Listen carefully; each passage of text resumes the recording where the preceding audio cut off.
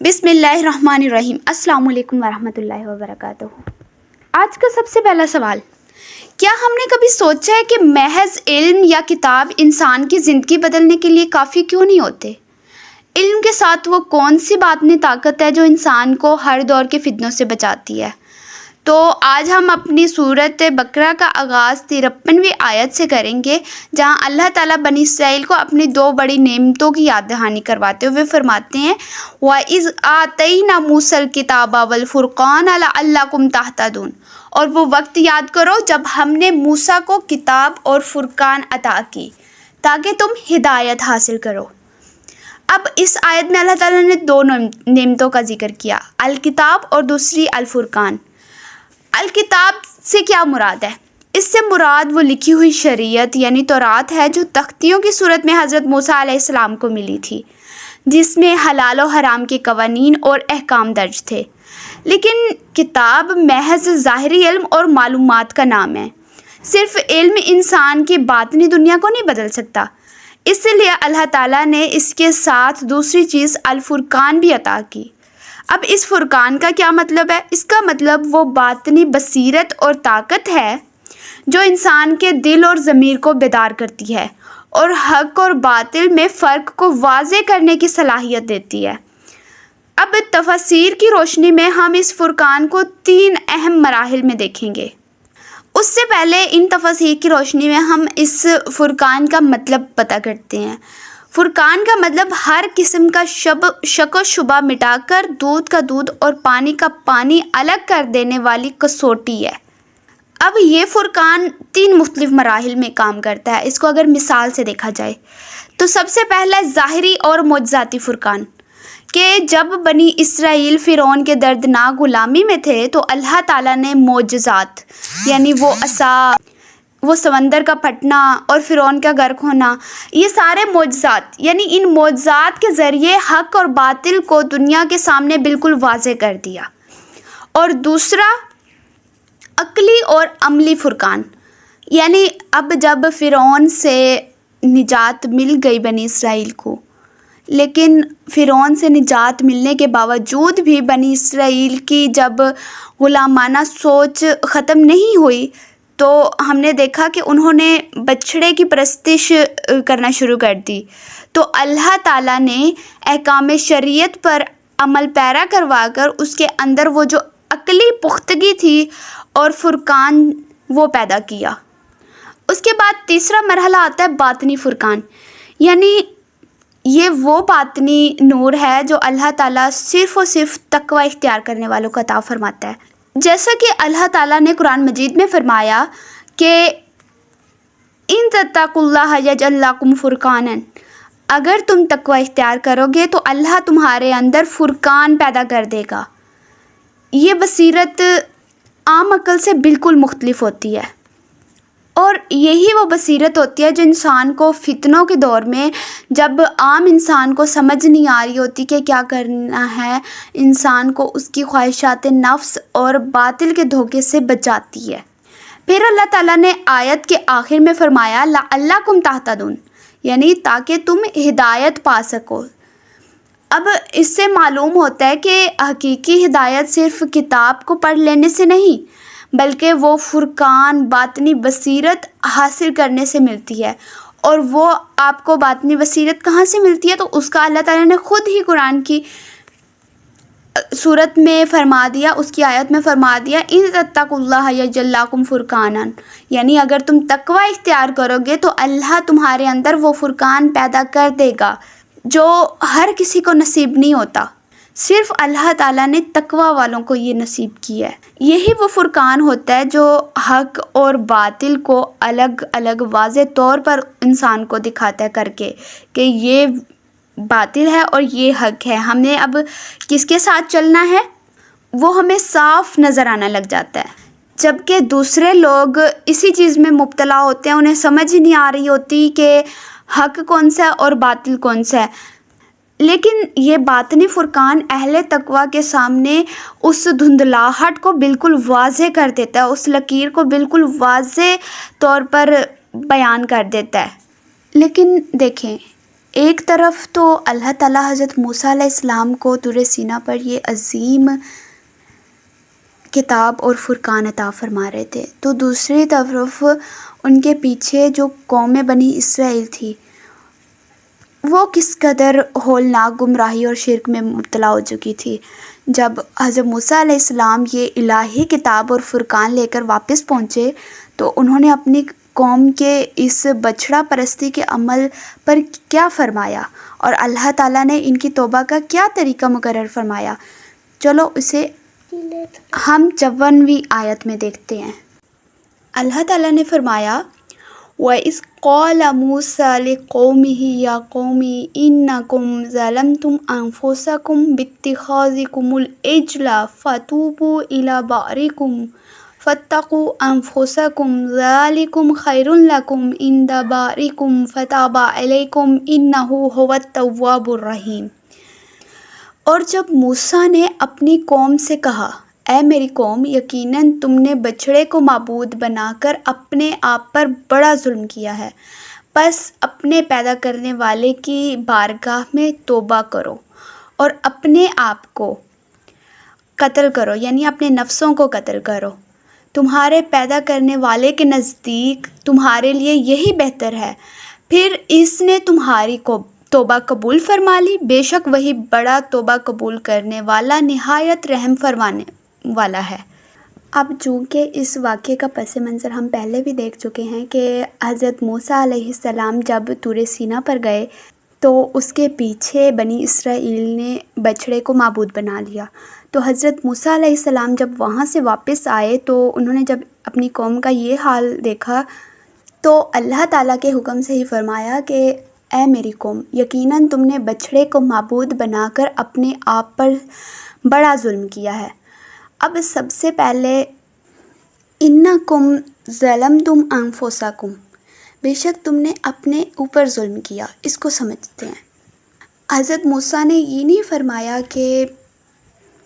تم نے معبود بنا کر، بچھڑے کو معبود بنا کر کسی اور پر ظلم کیا، نعوذ باللہ، یا حضرت موسیٰ علیہ السلام پر یا اللہ تعالیٰ پر، بلکہ خود پر ظلم کیا۔ وہ کس طرح سے؟ وہ اس طرح سے کہ توحید جو ہے نا وہ انسان کی روح اور عزت کی حفاظت کرتی ہے۔ جب انسان اللہ کو چھوڑ کر کسی اور مخلوق یا مادی چیز کو اپنا معبود بنا لیتا ہے تو وہ کسی اور کا نہیں بلکہ اپنی ہی جو روح اور اللہ تعالیٰ نے اسے اس توحید یعنی اپنی وحدانیت کی بنیاد پر اسے جو برتری دی ہوتی ہے، جو اس کے پاس اس واحد رب کی طرف سے انسانی کرامات ہوتی ہیں، وہ اللہ سے تعلق ہوتا ہے، جب وہ ختم ہو جاتا ہے تو وہ خود ہی اپنے اوپر نقصان کر رہا ہوتا ہے، اپنے اوپر ہی ظلم کر رہا ہوتا ہے۔ پھر اللہ تعالیٰ نے فرمایا فَتُوبُوا إِلَىٰ بَارِئِكُمْ، یعنی اپنے بارے کی طرف پلٹو، اس کی طرف توبہ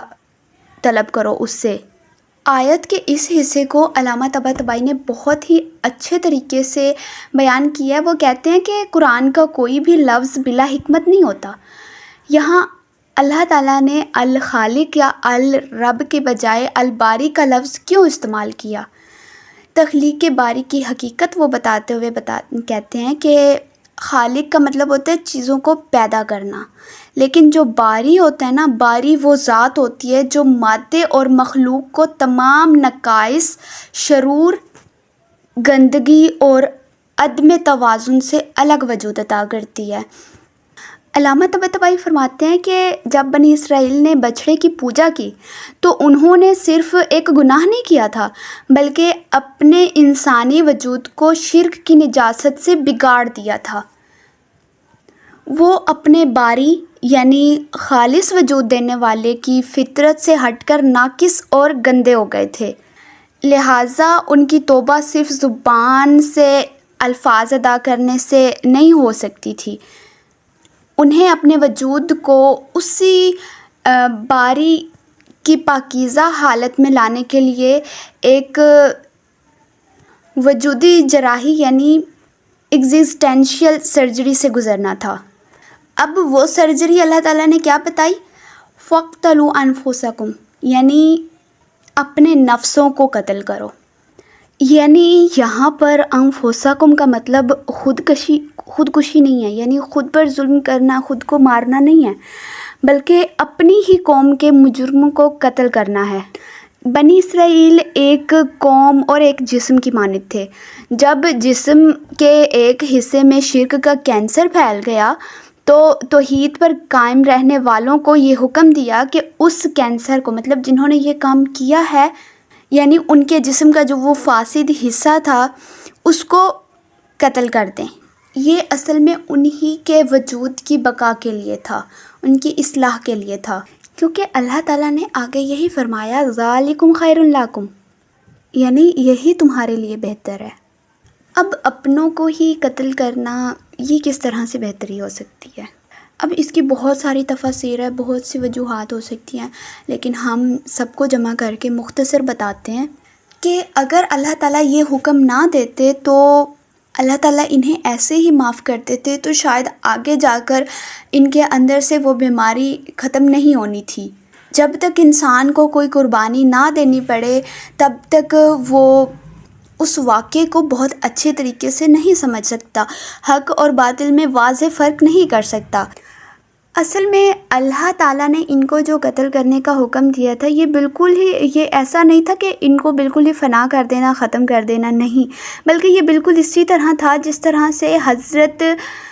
ابراہیم علیہ السلام سے اللہ تعالیٰ نے امتحان لیا اللہ تعالیٰ کی محبت کا، کہ اللہ تعالیٰ سے وہ کتنی محبت کرتے ہیں، آزمائش لی تو انہیں حضرت اسماعیل علیہ السلام کو ذبح کرنے کا حکم دیا۔ اب یہاں پر اللہ تعالیٰ کا مقصد بالکل بھی یہ نہیں تھا کہ حضرت اسماعیل علیہ السلام کو ذبح کیا جائے، بلکہ ان کا امتحان لینا تھا۔ اور یہاں پر بھی یہ مارنا، قتل کرنا اللہ تعالیٰ کا مقصد بالکل بھی یہ نہیں ہے کہ انہیں بالکل ہی ختم کر دینا، بلکہ ان کا امتحان لینا ہے، تاکہ ان کے اندر یہ جو شرک کا اگر تھوڑا بہت مرض، معافی مانگنے سے وہ مرض ختم نہیں ہوتا، تو ان کے اندر جو شرک کا مرض ہے وہ اسی طرح، اسی آزمائش سے گزر کر وہ ختم ہوگا۔ کیونکہ یہاں پر پوری کی پوری قوم نے اللہ تعالیٰ کے آگے سر تسلیم خم کیا، یعنی جنہوں نے مارا انہوں نے اللہ تعالیٰ کی رضا کو سب سے اہم سمجھا، نہ کہ اپنے لوگوں کو، اور جو قتل ہوئے انہوں نے بھی اللہ تعالیٰ کے حکم کے سامنے اپنا سر تسلیم خم کر دیا۔ اب علامہ طباطبائی نے اسے بہت ہی اچھے طریقے سے بیان کیا ہے کہ یہ جو ان کی مادی موت تھی یہ ان کے لیے نقصان نہیں تھا، بلکہ انسان کی، ویسے تو اصل جو ہے انسان کی وہ اس کی روح اور اس کا ایمان ہوتا ہے، اس کی روح اور اس کے ایمان میں ہی زندگی ہے، بہتری ہے۔ تو جب انہوں نے اللہ تعالیٰ کے حکم کے آگے سر تسلیم خم کر دیا، یعنی اپنے ایمان کو مضبوط کرتے ہوئے اللہ تعالیٰ کے سامنے جھک گئے اور اپنے آپ کو پیش کر دیا، تو اصل میں انہوں نے اپنی روح کو اور اپنی اندر سے وہ جو شرک کی جراثیم تھے ان کو نکال دیا۔ اس کو اگر ظاہر سے تو دیکھا جائے یہ تو ایک غلط فیصلہ تھا، لیکن اگر ہم اسے باطنی طریقے سے دیکھیں تو یہ بالکل ہی اللہ تعالیٰ کی حکمت کے عین مطابق تھا۔ تو پھر اللہ تعالیٰ نے فرمایا جب تم نے میری بات مانی تو میں نے تمہاری توبہ کو قبول کر لیا،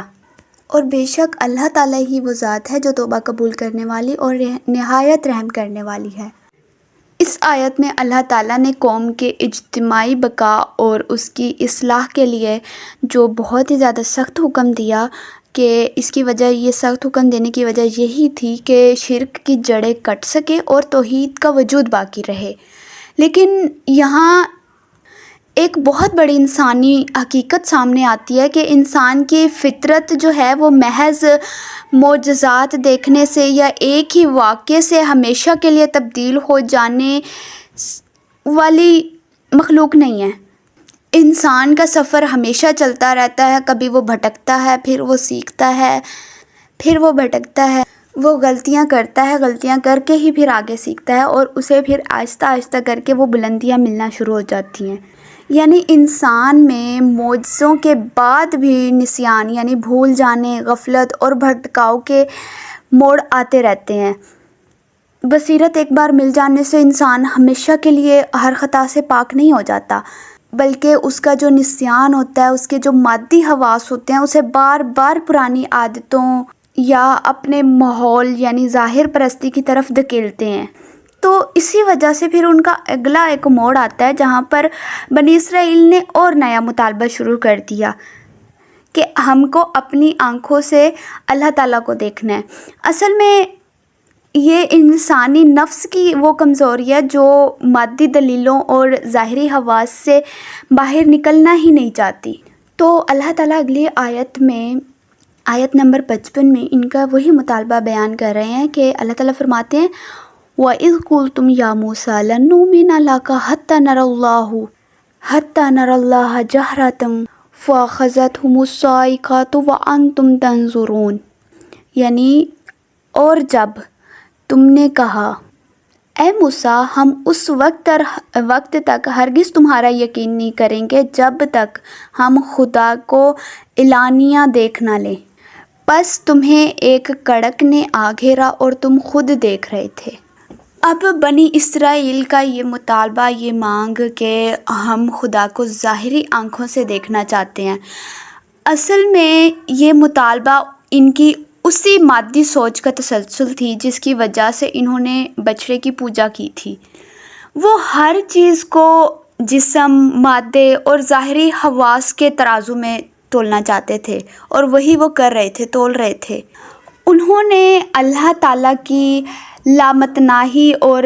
مجرد یعنی غیر مادی ذات کو بھی اپنے حواس کا محتاج سمجھنے کی بھول کی۔ اللہ تعالیٰ تو وہ ذات ہے جو جسم نہیں رکھتی، مادہ نہیں رکھتی، اور نہ ہی کسی مادے میں سما سکتی ہے، اور یہی ان کی بھول ان کو لے ڈوبی۔ جب انہوں نے اپنے اس بے جا اور ناممکن مطالبے پر ضد کی تو اللہ تعالیٰ کی طرف سے صاعقہ یعنی ایک خوفناک کڑک آسمانی بجلی نازل ہوئی۔ یہ محض ایک قدرتی حادثہ نہیں تھا، بلکہ ان کی عقل کی محدودیت اور اللہ تعالیٰ کا جلال دکھانے کا ایک طریقہ تھا۔ ان کی محدودیت کو ظاہر کرنا اور اللہ تعالیٰ کے جلال کو دکھانا، جس نے یہ بتایا کہ انہیں یہ باور کروایا کہ جو آنکھیں سورج کی روشنی کو برداشت کرنے، براہ راست دیکھنے کی طاقت نہیں رکھتی، اس معمولی سی کڑک یا آسمانی بجلی کو برداشت کرنے کی طاقت نہیں رکھتی، وہ خالق کائنات کی تجلی کو کس طرح سے برداشت کر سکتی ہے؟ تو اللہ تعالیٰ کا یہ بجلی کا بھیجنا، صاعقہ کا، اصل میں ان کو جواب دینا تھا۔ پھر اللہ تعالیٰ نے اگلی آیت میں خود ہی بتا دیا ثُمَّ بَعَثْنَاكُم مِّن بَعْدِ مَوْتِكُمْ لَعَلَّكُمْ تَشْكُرُونَ، کہ پھر ہم نے تمہاری موت کے بعد تمہیں دوبارہ زندہ کر اٹھایا تاکہ تم شکر گزار بنو۔ یعنی ان پر یہ بجلی کا گرنا ان کی سزا نہیں تھی، بلکہ اللہ تعالیٰ نے ان کے اس سوال کا جواب دیا۔ اگر سزا ہوتی تو اللہ تعالیٰ پھر وہ پڑے کے پڑے ہی رہ جاتے، اللہ تعالیٰ انہیں دوبارہ زندہ کیوں کرتے؟ یعنی جب ان پر صاعقہ یعنی بجلی کی کڑک پڑی تو وہ مر گئے، مطلب ان کی یہ واقعی موت تھی کہ برداشت نہ کر سکے اور مر گئے، ان کی روحیں نکل گئی، اور اس کے بعد اللہ تعالیٰ نے انہیں دوبارہ زندہ کیا۔ اب زندہ کرنے کی کیا وجہ تھی؟ لَعَلَّكُمْ تَشْكُرُونَ، تاکہ تم شکر گزار بنو، یعنی اللہ تعالیٰ کی اس عظیم نعمت، عظیم معجزے، خدا کی قدرت کاملہ کو پہچانے، اپنے باطن کو سچی توحید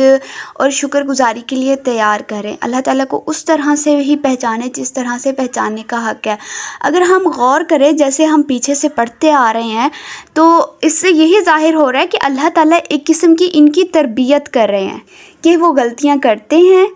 اور ان غلطیوں سے پھر اللہ تعالیٰ انہیں سبق دے رہے ہیں، اور پھر آگے جا کر اگر کوئی کمی پیشی رہ گئی ہے تو اس کو پھر اور ٹھیک کیا جا رہا ہے، یعنی ان کو آہستہ آہستہ کر کے سٹیپ بائی سٹیپ سمجھایا جا رہا ہے، ان کو بلندیوں کی طرف لے کے جایا جا رہا ہے۔ یعنی ان آیات سے ہمیں یہی سبق ملتا ہے کہ بصیرت یعنی دل کی آنکھ، ظاہری بصارت جو ہماری جسمانی آنکھ ہے اس سے کہیں زیادہ اہم ہے۔ خدا کو دیکھنے کے لیے آنکھوں کی نہیں بلکہ پاکیزہ قلب اور تسلیم و رضا کی ضرورت ہوتی ہے۔ بنی اسرائیل کو موت کے بعد دوبارہ زندگی ملنا اس بات کا ثبوت تھا کہ اللہ تعالیٰ کی رحمت اس کے غضب پر غالب ہے، اور وہ اپنے بندوں کو سدھرنے کا موقع بار بار دیتا ہے۔ اللہ تعالیٰ سے دعا ہے کہ اللہ تعالیٰ ہمیں وہ بصیرت عطا کرے جس سے ہم اللہ تعالیٰ کو پہچان سکیں اور اس دنیا کی سچائیوں کو، اس کی گہرائیوں کو پہچان سکیں اور انہی کے ذریعے سے اپنی زندگیوں کو سنوار سکے۔ آمین۔ خدا حافظ، فی امان اللہ۔